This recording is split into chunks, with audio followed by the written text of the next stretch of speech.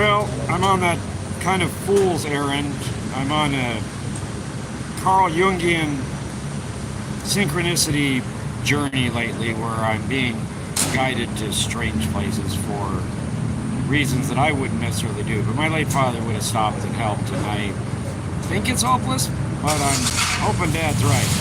Got some quick trip pizza to fuel up with, because I'm going to need some calories because my brain runs on glucose and I'm a little calorie low. Got some random tools.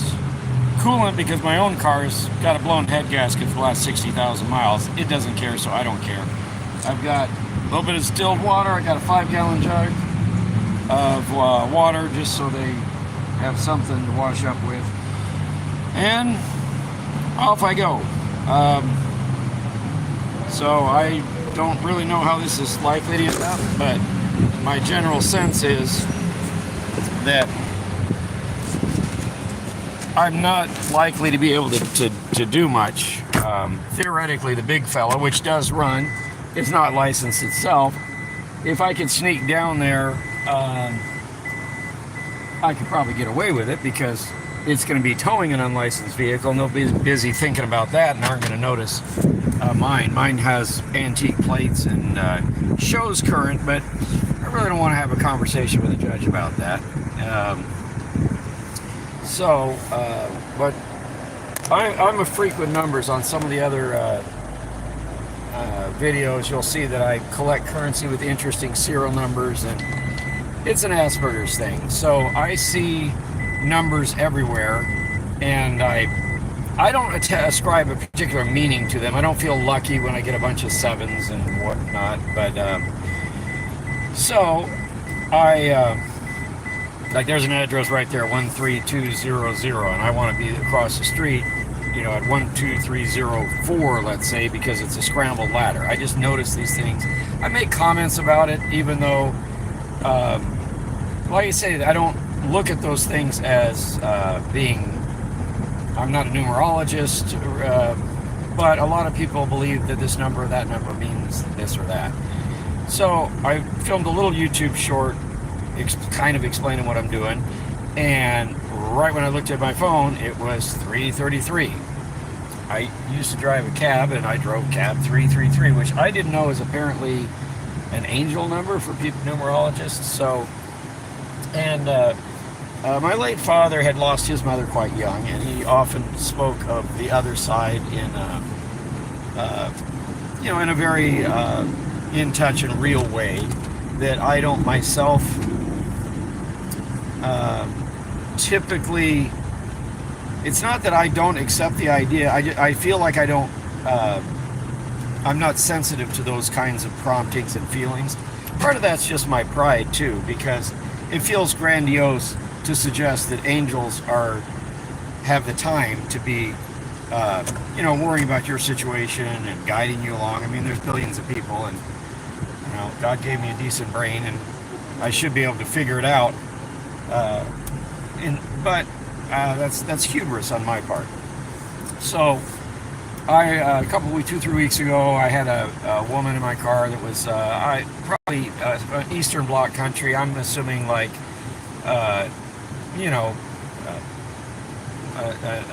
Orthodox church of some sort. We weren't really talking religion, but I just mentioned some number, and her take on it was not that we have not that it's luck, not that it's a lucky number, or not that it's a specific message. She didn't quote Jung, but she was in touch with that idea. So I kind of liked her take on it, because what she was saying was what it means is that you are in touch with things outside of yourself. So you're open to being guided, directed, or helped in some way, and that really aligns with the philosophies of my father about how that all works. He would talk about how ancestors would be able to help you out. And I know there's a lot of different religious disciplines that have that kind of framework, So I was mindful drive several days, and I was in the middle of a challenge. I had to do 145 passengers in just 4 days, and I did manage to get it done. I happened to be driving for Lyft at the time. I'm pretending I'm still a taxi driver, so I'm doing what exists in today's age. Currently, I'm kind of pretending to be a Waymo robotic car, but I park closer to the curb than they do. So, anyway, I get finished up Thursday, which is technically Friday morning. I'm always, at least 12 to 24 hours behind in my reckoning of what a day is and when it begins.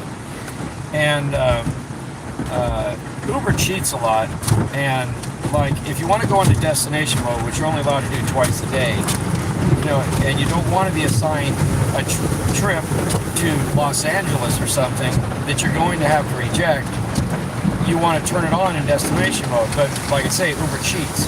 So what happens is, if they need you and they don't want you in destination mode, they'll suddenly say, oh, we need to identify you, and you have to take a picture of yourself. It's annoying because I got to take my glasses off and still manipulate the thing. And I'm farsighted, so I need glasses to see the thing that I'm pushing. And I can't have a hat on. I always wear hats. I mean, I do have a handsome cranium, but I always wear hats. So you got to get rid of all that, and the system will not allow you to take that picture of yourself if your car is in motion. Now, it can distract you by telling you need to do this and a series of buttons and all of this. That's fine. But actually being able to solve the problem and go on about your life, that's not possible until you pull over, come to a complete stop. Now, mind you, Lyft is a pretty well-designed app for as far as not really allowing distractions from their own app, which it makes sense. You're in the driving business. You probably don't want your drivers doing a lot of speaking of, I'm about to get on the road itself. So, that's not going to work very good. So, Lyft, if you're rolling at all, you have to come to a complete stop before you can look at or do anything. With Uber, other than that one thing, you can do anything while you're rolling along. You can look at the accounting. Not that I would know from personal experience. I'm just saying, it's quite possible. So, I put it in destination mode because I'm going to let Uber send me home, because then I get paid to go home. The Phoenix market is, it was the largest metropolitan area, of contiguous cities in the country. I looked that up recently, and apparently the answer to that question now is San Bernardino County, which I don't really have a grasp in my mind on, when I would have been in California 40 years ago. I mean, it was farmland, so apparently that's all houses now. I don't know. So you don't want to be assigned to go all over the place to the middle of nowhere, especially if it's not on the way home. So I had it in what I call drug dealer mode. There is several little attributes that I am qualified for. I'm a green car because I have a Prius. Now, that's just part of Uber's PR campaign that we're a green company. Now, keep in mind, they didn't buy this car, they don't maintain this car, they didn't suggest this car. It's a 2008 Prius. I drive it because they run forever. Like I said, this one has a blown head gasket, and it doesn't care, so I don't care. I just keep adding coolant and go on about my business. So, and I can do so rather confidently. Now, sort of. I mean, these Priuses, they have all these fancy graphics, but they don't even tell me what my engine temperature is. There's not even a gauge. All it is, and not even idiot lights. It's just a red triangle of death, or everything's okay. So that I don't get the red triangle of death, I'm running real time with the finest code reader that Hobo Freight makes. It does pretty good, so I can at least keep an eye on the temperature. Kind of, like I say, this whole thing is kind of silly. Plus, I need to go pick up my daughter, who's like an hour away. So, I mean, I'm driving in a should-be disabled car, but that's normal for what I normally do. And, well, I was 35 before I knew this was called ADHD. The point of the story is that I'm a green driver. That just means if you, the passenger, select green, they're going to either send you a Tesla or they're going to send you me. They're going to compensate me. They're going to charge you $1.50, and they're going to give me 50 cents of that. And they're going to skim $1 because you ordered a green ride for a car that they don't own. but somehow that entitles them to an extra dollar. That goes into some sort of alleged slush fund for them to help green the company or whatever. And they were offering some pretty generous incentives to buy a Tesla. They have some reduced rates to lease Teslas. If I didn't have substandard wiring at the place I rent, it might be an option if I put pencil to paper. But my thinking is, when I roll 12 hours. I can't be stopping and even at a quick charge, because sometimes it matters. You know, there's a little incentive if you pick somebody up between this hour and that hour and do this and do that. And you know, what happens if all of the Uber Teslas need charging at the same time in the areas that I work? And the areas that I work used to be full of cabs, and I knew the end was near when I was seeing more Ubers than cabs. And at least in the Phoenix market, the end is pretty near now, because I see more of those Waymo self-driving cars than I see Ubers. But anyway, so it's this whole corridor I work from over around ASU, north on Rural Road, which becomes Scottsdale Road, into what the kids call Old Town, I call Permanent Spring Break. But what I'm looking for are really short rides, because I'm just trying to put points on the scoreboard towards whatever incentive I'm chasing. I chase incentives is what I do. There's 18 ways to skin a cat. Other people try other things. That's just kind of how I do it. So I'm looking for drunk college students and lost tourists. That's my bread and butter. Now, when I was a cab driver, I did a lot of Obamacare rides. Various behavioral health clinics have customers that you know, they need to be taken to you know, a therapy session. It could be bowling for their health. The number of possibilities that our version of Medicaid, which I don't know what's called this week, they keep changing the name of it to kind of destigmatize it, and then it just gets re-stigmatized because, you know, it's indigent care, and you know, we as a society want to help people. So, and I'm pretty conservative. I would probably think that a lot of this is kind of a boondoggle, and we're spending a lot of money we don't need to spend, but my bread was getting buttered, so I didn't really complain, so I can't complain now. A lot of these transportation companies that do non-emergency medical transport, typically the biggest ones are actual cab companies, and they used to send cabs, and we got paid like $1.85 a mile, and as opposed to, that's if it was a behavioral health clinic ride. Now, if it was say picking up somebody who had just been seen at the ER and just needs to go home, that kind of thing, the fire department has an account, so they don't have to tie up an ambulance. You know, if the guy's not bleeding and, you know, is going to survive a ride to the hospital, a long, unreliable wait from a cab, they throw you in a cab and you drop them off. So anyway, I did a lot of that. And because I know where all of the places such accounts go, and I don't know, there's internal jargon that you see in the little note that you get, like it'll say PAX, PAX, you know, please call PAX upon arrival. You know, they still using their old system. But what they do is the cab companies, because they don't have Uber and Lyft do it, because they skirt some insurance regulations. I mean, they're insured, but they don't have to insure it full time. Like if I'm driving around, but if you put the company and $3,000 deductible for the cab driver is at fault in an accident. Ask me how I don't actually. So I'm getting far afield here. So this morning, what will happen is the cab companies now, they get paid $2.20 a mile by Obamacare, and I mean the numbers, my understanding, and that may have changed, and I may have been wrong about that, but it's an amount. And back in the day, the cab company would send us for $1.45 or $1.85, but like I said, a little more if it happens to be behavioral health clinic, because allegedly those are going to be a little bit more challenging. Maybe they're really not, because if they're getting in my car, their situation is in good hands, right? If they need medication, they're on medication. If they're off their medication, they're not really in a mood to get in a car and go wherever. So it usually works out. And the cab company skips the difference. Well, now this cab company, instead of paying the cab driver $1.85 a mile, just sends an Uber, which is, I don't know what on a commercial account pays, but like $1 a mile or something. So literally half of what Obamacare is paying on one of those rides goes to this non-emergency medical transport company. Theoretically, I could start such a company and be a one-man shop, but I don't know. It's a whole thing. But nobody tells Uber drivers that's what they're doing.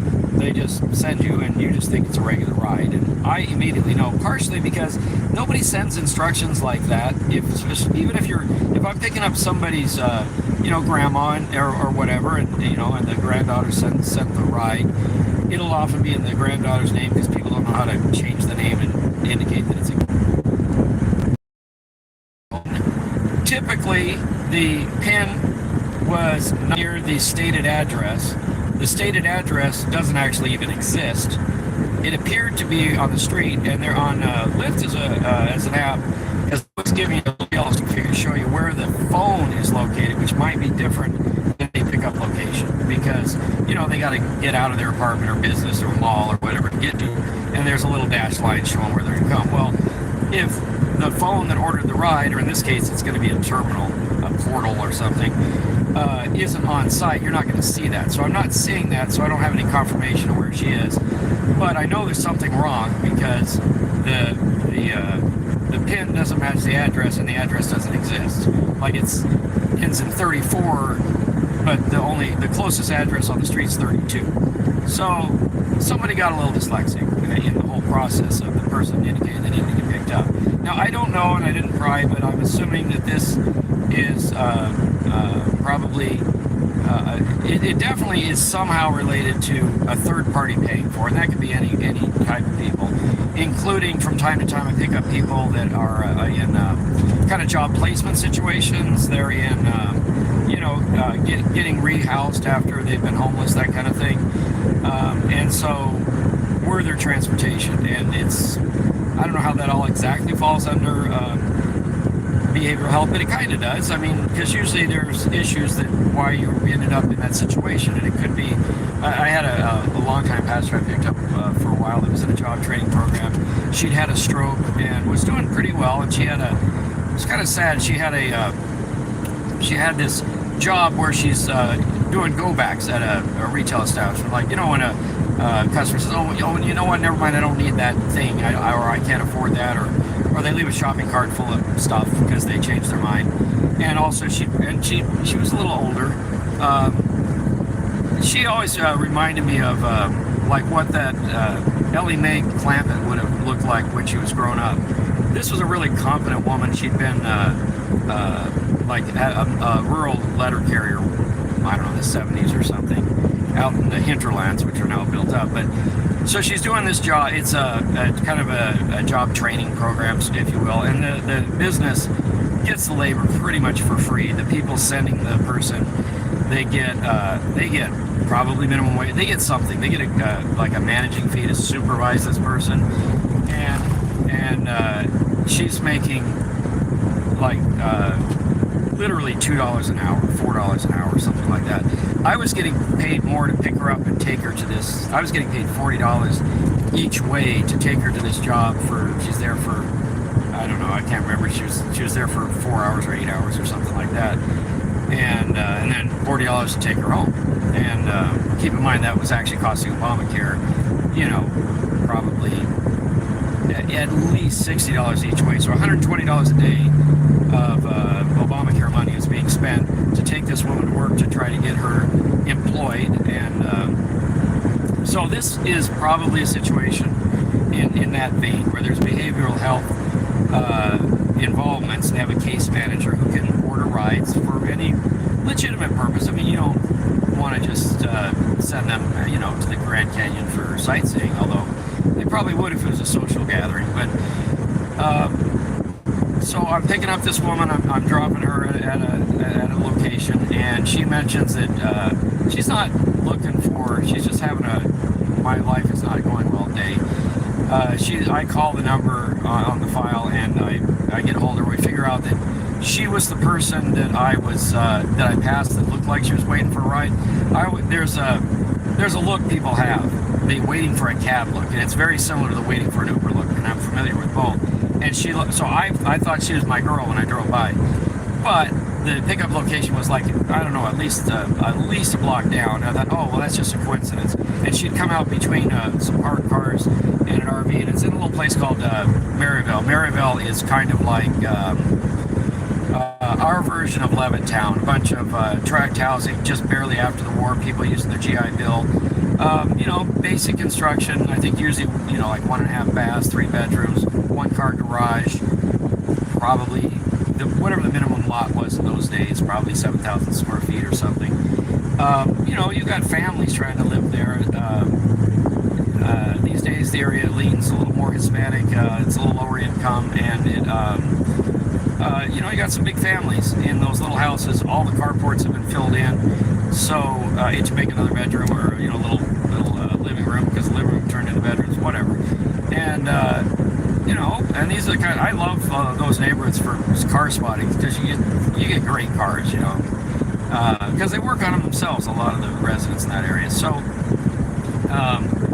the streets are kind of narrow anyway, and they're always lined on both streets with cars, because you got room for 1 car in the driveway.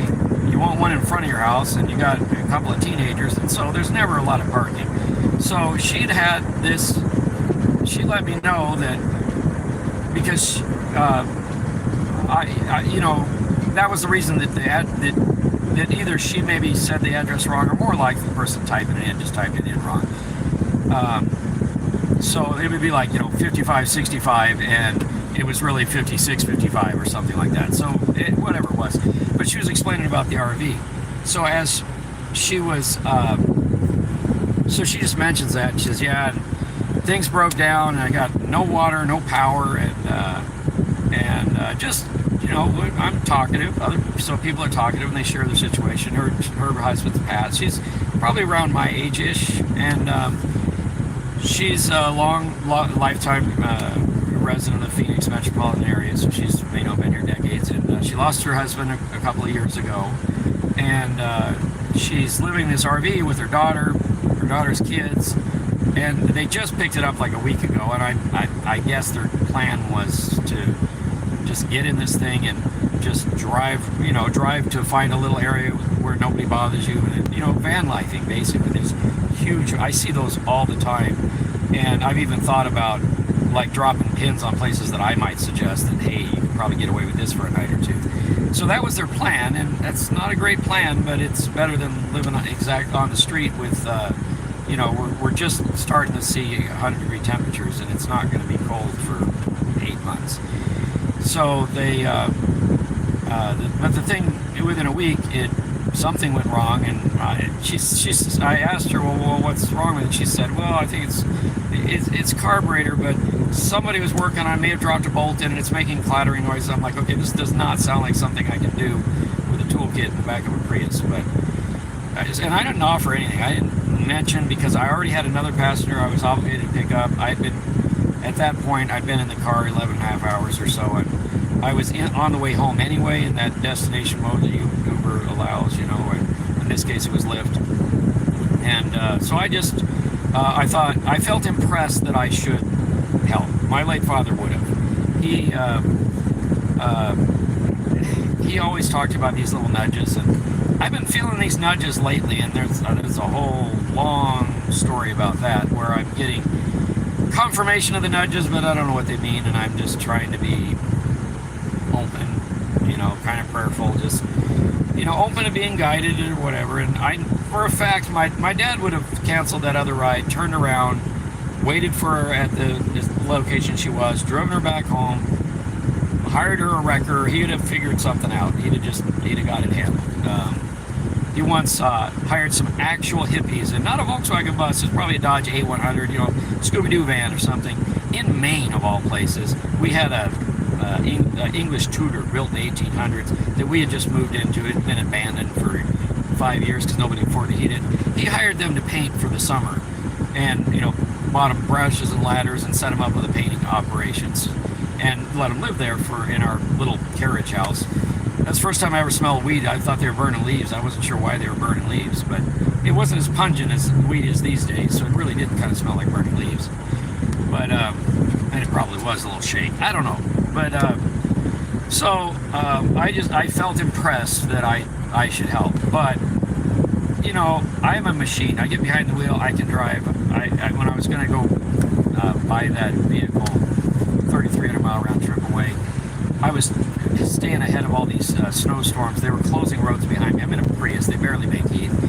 I drove 22 hours straight because there was no place to stop. Like, you know, I ended up in South Dakota on this trip. And it took me 22 hours to get there. The whole trip should have taken me less, but I mean, I'm on snow, and I can push myself driving. Once I'm in the car and rolling, I can drive and I can drive, but your body knows what you did to it. So, you know, if I've been up, and that night I'd rolled about 11 and a half hours, I'm good. But the kind of rule of thumb is, however long I roll, I need about that much time to recharge. Now, I'm an old man, I don't need as much sleep, but even I'll wake up usually in about 4 hours or so. So this time, I don't set alarms, because that's the best way to know that I'm actually well rested, and not because I'm not looking to fall asleep behind the wheel and harm somebody. I drive in human hours, but I know when I'm safe and I know when I need a nap. If I need a nap, I pull over, I take a nap, I quit, I do whatever I have to do.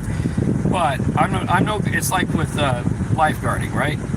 The first rule is don't get drowned yourself. You're not any use to anybody. Same thing with any kind of EMT training, any of that. You don't get hurt yourself, because now that whoever comes to rescue you has to rescue them, and you don't want to be that person. So I went home.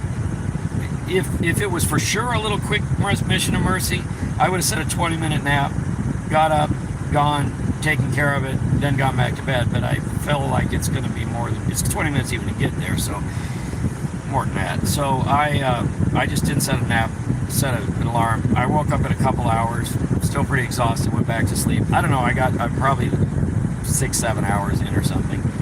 Need to go pick up my daughter. I'm now in ugly traffic, and I'm gonna be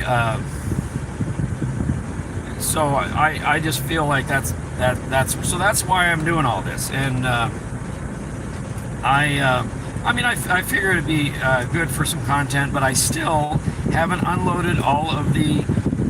I thought I had 500 gigs because my phone is full of YouTube shorts that I haven't uploaded. I've got hundreds, literally hundreds of clips of, oh wow, look, there's a cool car, look at that one. And I just, I can't edit anything, it's a problem. So I'm experimenting with live, just because otherwise this would have been on my phone, never to be uploaded, and I'm just throwing it out there. I've got, at this point in my life, like 1,600 subscribers. I appreciate each and every one of you. I have no idea how you became a subscriber or what you expect my channel's about, because I don't really know either. It's supposed to be about the things that I love that are usually vintage, need a little, I like rusty stuff, you know, like I just bought a rusty old toolbox that's like a lot of other rusty old toolboxes, and it came with a bunch of impact sockets in it. It was like $30. The sockets were worth more than that. It's a vintage box that I don't think is cool. I've got a couple more that are kind of like it. I have a vague idea. I'm going to stack them up in a little container on the truck to, you know, sort and organize. I own more organization stuff than anybody, and I still look like an episode of Hoarders. I just can't get organized to save my life, and I accept that. I just learned that those, you know, that the impact sockets are coated with a black oxide, right? And it's a chemical process. It's like cold bluing, which I usually do to tools that I restore. And anyway, these were rusty, like bad. And I wasn't really thinking about the fact that black oxide is still iron oxide. Same thing as ferric oxide. I don't know the chemistry. I could look it up and maybe explain it, but why? You have Google, look it up. The point is, Evaporos takes off ferric oxide, does a beautiful job, destroys none of the metal, it's not caustic, and you can use it again and again just until it stops working. So I dumped them in there and went to work the other day, pulled them out, only to find out that it takes off iron oxide too. You know, any iron, including the black oxide. So so now I've got, you know, like steel sockets with no coating on them, so that's going to be the whole thing. But that's the kind of thing that I would film and post, you know, and furniture and my big truck, and got some ideas that are never probably going to happen with, I've got this little fleet of Priuses. I want to, I don't know, put a Morris Minor on one, or stuff an LS on one. I'm not going to do any of those things, but they can sit in my yard and I can think about it. Currently, the city would like me to think about doing something else about it, so that's kind of on the plan for this week. But so that's why I'm streaming live, and because I have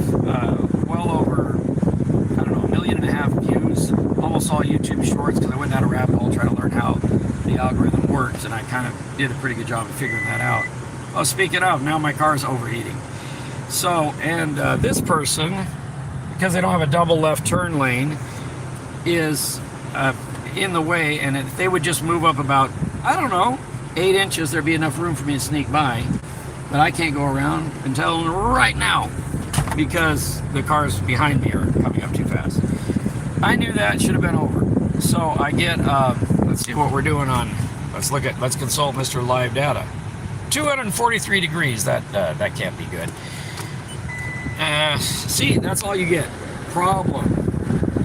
Like, it doesn't even say overheating, it's just problem. If that persists, it's going to give me the red triangle of death, which I'll deal with then. So, anyway, that's how my day's going. How's your day going? Good to have you. That's about all that I can ramble at the moment. As you can hear, I could do this for hours. This is pretty much what I do. I don't get paid for that part of it, but that's what I do 12 hours a day. My voice is not actually this gravelly, and if I keep this up for another 12, 14 hours, I'm going to be Johnny Cash, but I just can't shut up, you know, so I just talk everybody's ear off, which is delightful in small doses, which is why, well, not one of the many reasons I do a lot of little short rides. Everybody has a little laugh, you have a little patter. I don't know what we're going to talk about, but I always have something to say. I don't know if it's worth saying, but I'm never at a loss for, let's call it, content. So, until next time, I don't know. There's not links to anything. There's no merch. You know, if you haven't subscribed, you can, and I appreciate it. Anyway, off to the races. Might stop, take a look at this car on the way to look at that car, but you know, what's the worst that could happen? This could break down, and it would be great content. Plus, I got 3 other Priuses. Of course, none of them run because I put things off. So I'll keep you posted, but I probably won't.